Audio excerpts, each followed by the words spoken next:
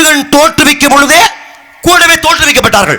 விநாயகர் பெருமான் தோற்றுவிக்கல, முருகன் தோன்றதுக்கு எத்தனை யுகம் முன்னாடியே விநாயகர் தோன்றிட்டார். சக்தி வந்ததுக்கு அப்புறம் வந்த இரண்டாவது கடவுள் யார் அப்படினா விநாயகர் பெருமான். எஸ், சிவன் வர்றதுக்கு முன்னாடி விநாயகர் வந்துட்டார். விஷ்ணு பகவான் வரதுக்கு முன்னாடி வந்தார்.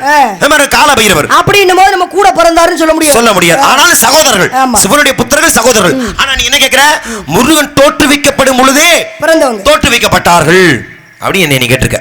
சரி, தோற்றுவிக்கப்படும் போது தோற்று, ஏன் காரணம் என்ன? சிவன் நெற்றிக்கண்ணை திறக்கிறாரு, அந்த தீப்பொறியில் பயந்து சக்தி ஓடுகின்றாள். அப்படி சக்தி ஓடுகின்ற பொழுது அவள் காலிலே அணிந்த சிலம்பு தெரித்து நவமணிகள் சிதறி ஓடியதாம். அந்த நவமணிகளுமே உற்று நோக்கினால் சக்தி, அந்த நவமணிகளுமே நவவள்ளிகளாக உருமாறிவிட்டார்கள். என்னடா இது நம்ம இடத்துல புதிதாக 9 பெண்கள் சிவபெருமான் அவர்களை கருணையோடு நோக்க அந்த 9 பேருமே கருவிட்டார்கள். யார் மூலமா? சிவன் மூலமாக கருவிட்டார்கள். பார்த்த பார்வையிலேயே விநாயகர் பெருமான் சிவன் கருவிட்டு பிறக்க வைக்கல, முருகனை கருவிட்டு பிறக்க வைக்கல, வீரபத்திர கருவிட்டு பிறக்க வைக்கல, ஐயப்பனை கருவிட்டு பிறக்க வைக்கல. ஆனால் நவமணிகளை உற்று நோக்கியதால் கருவிட்டு நவவள்ளிகளுமே நவ வீரர்களை தோற்றுவித்தார்களாம்.